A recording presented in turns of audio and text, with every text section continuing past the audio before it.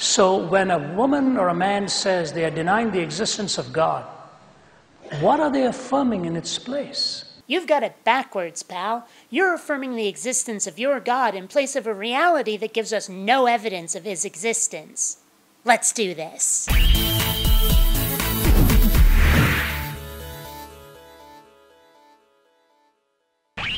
Greetings, fellow space travelers. BionicDance here. We're looking at Dr. Ravi Zacharias, who you've probably heard of at some point, but if you haven't, don't worry about it. And he's about to spout some hardcore douchebaggery that he thinks debunks atheism, and it does nothing of the kind. She is actually affirming that this God or religion is not true. Atheism is. But if atheism is true, she has no value. And? So what?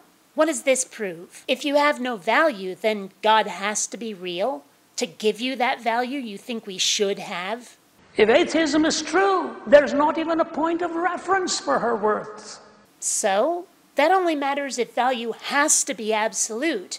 But value is relative, subjective, a matter of opinion. Look here, this is my Howie. I've had him since I was very young, and he means a lot to me. But most other people probably couldn't give a shit. And look, money.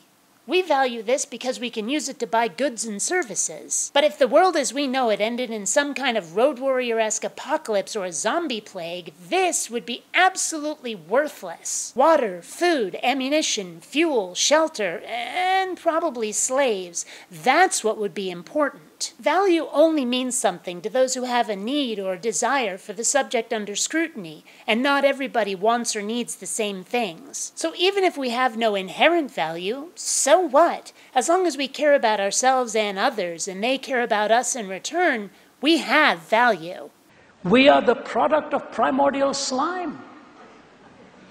Time plus matter plus chance, the accidental collocation of atoms, here we are. A blip on the radar screen or a screen of time. So?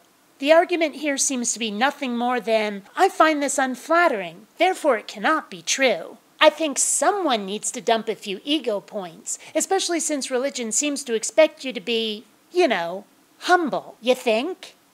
That's exactly what Bertrand Russell said, that this whole edifice is doomed to extinction. We are here by cosmic accident. So, that's the first thing. That's the first thing? That's your entire first argument? Really? Because that's not an argument. That's your wounded pride having a whinge fest. On stage. In front of lots of people. Think about it. Secondly, she's making a moral judgment. But in an amoral universe, how do you invoke a moral judgment? It's called having an opinion, dumbass.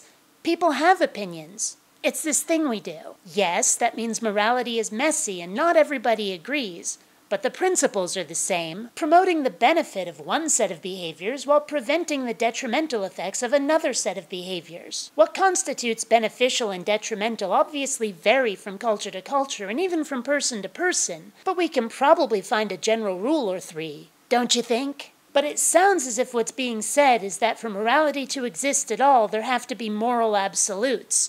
That's just dumb. Would it help if we called it ethics instead of morality? If you look them up, they mean the same thing. The definition of ethics even references morality. But it sure does seem as if religious people think that the word morality is their exclusive property and are pretty darn attached to the idea that it has to be absolute. And I don't think we'll ever get around to actually discussing the topic if we spend the entire time arguing over semantics. If this is a naturalistic framework, why is it morally wrong for God to say you're not of any worth? What? I thought the argument was coming from somebody who didn't think God was real. But why would it be morally wrong for God to say that I don't have any worth? Because it's mean, and it hurts my feelings. What more do you need? But it's because she's invoking a moral law, and she's invoking worth, which basically tells me she's actually borrowing from the Judeo-Christian worldview in order to debunk it. Borrowing from the Judeo-Christian worldview. You see what I mean about religionoids thinking that morality is their exclusive property? Newsflash, Chester, it's not. As an argument for religion and against atheism, this one is terrible. It makes all kinds of unwarranted assumptions, takes far too much for granted, and begs the question left and right. But nice try, kiddo. Until next time, fellow space travelers, this is BionicDance saying don't run on automatic. Instead, please think.